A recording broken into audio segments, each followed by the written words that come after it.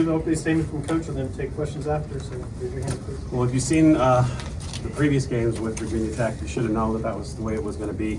Close, great college softball game. Just that's the way it's been since they started coming down here. And I'll say to everybody here, I told him that I will make my way up to Blacksburg at some point to return a trip. I think that I should do that. I think it's fair. They've come down here 3 times, now 4 with this. This trip doesn't count though. But just a quality team, great coaches, and it was a good college softball game. Start with questions next. Yeah, the first inning, the way it went, what was the message to Jocelyn and the team at that point to make sure that they didn't get flustered? Hey, they won the first inning. So what? 2-0. We have 6 more. We're going to win the rest. And I think we won almost every single one but one. It's 0-0, which is a tie, but if we score and they don't, we win the inning. And we won 3 in a row, and that's all we needed. And I kind of figured it was going to be that type of game. Just good pitching on both sides. And whoever got the key play or the key hit, and it was this one, was probably going to win the game. Just stay steady, no big deal. Done cutting you off. Sorry. Katie. Jocelyn, in the first, after you had the 2 walks and fell behind 2-0, Lance came out, y'all talked, and then you bounced back to strike out that girl, and then obviously pitched a complete game. Just kind of, what was that meeting like? And then you've talked some this year about sometimes mentally, if you have walks, it can be tough. Kind of how were you able to mentally bounce back in this game? Not getting too tense. We kind of say like trust over tension, so just trusting my stuff, throwing it through the zone. And then when I started to kind of throw through the zone and throw strikes, some good things happen. And then also just letting them put the ball in play and trusting the defense. I mean, you saw Lojo, she threw the girl out at home, so just, again, continuing to trust the defense. They're going to make great plays. I mean, you saw Brooke throw the girl out at third on the bunt. So just trusting my stuff and just really remembering not to be so tense when I'm out there. Tony. Callie, back-to-back days with a clutch hit that ultimately decided the game. Do you have a different approach at the plate with this being kind of your last dance? And just what has it been like for you mentally up there in those clutch situations? Yeah, I definitely don't have it different than I've had all year. My mindset all year is to go out there and have fun and not get too high in the good moments and not get too low in the bad moments, because it is my last year and there's no point in dwelling if there's something that goes bad, but you also can't get too high because it doesn't carry over the next game. So I kind of just go up there and understand that, like, hey, like, it's your time to do something. Just put the ball in play. I just told myself, put the ball in play. Audrey's fast. Something will happen. So, I mean, it worked out better, but honestly, no, everything is just kind of just go out there and have fun. Anna. Speaking of Audrey's speed, coach, that her stolen base today, I want to say it was her 50th of the season, making her the 3rd player in program history to accomplish that. I just want to know your thoughts on that.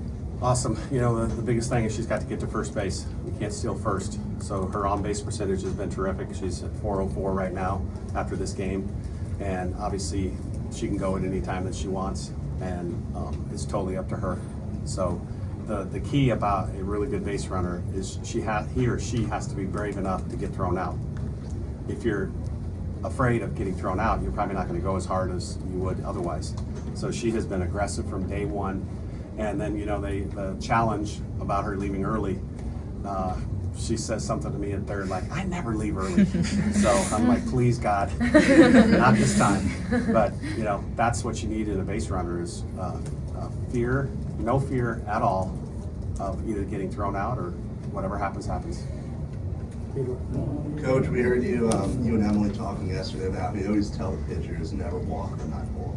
I have to imagine it holds especially true today, knowing what's waiting at the top of that lineup. How huge was it to get through the game without allowing the 8 or 9-hole batter on base at all? Very big. Yeah, and obviously we got 10 hitters throughout, but obviously the leadoff is special, and we were gonna, you know, be really careful with her. But the way it worked out, it's our advantage. It's big. Tony. You're able to steal a run with Brooke Elstad, kind of scoring from second on that drop 3rd strike. What went into that? Is that something you guys practice, or how big was that for you? Well, was it 2 outs? It was 1 out. Well, that was the 2nd out, and then yeah. That was all her. She read the drop 3rd strike, and she was past 3rd, and on the throw, she took off.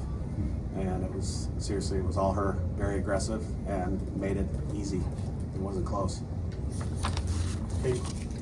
In a game like this, when you only have 3 hits, how much can the speed of this team that's helped all season kind of help in a game like it did at times today? A lot, and we did get 5 walks, so we were pretty good strike zone. We had a couple, but just to get on base is huge because there's still there's 9 green-eyed girls, and a lot of them are playing today. Anybody else? Jocelyn, was today the first day you've worn shades in the circle? Maybe what went Yes. into that decision? Yeah, it's just getting sunny out and everything, so I feel like it just helped me kind of like zone in better and everything like that. I practiced it a little bit in practice this week, trying to see if I liked it or not, and I ended up liking it, yeah. Jocelyn, you retired. Oh, sorry. You're good.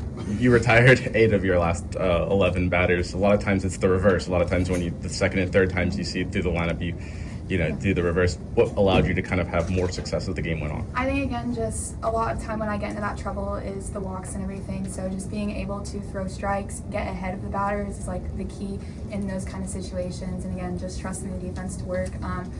Again, it's just probably first pitch strikes, second pitch strikes, and getting in the 1-2, 0-2 counts definitely allows me to use more of my chase pitches and everything. So I think that definitely made a big difference. Anyone else? Thank you, ladies. Thanks for Thanks for being here.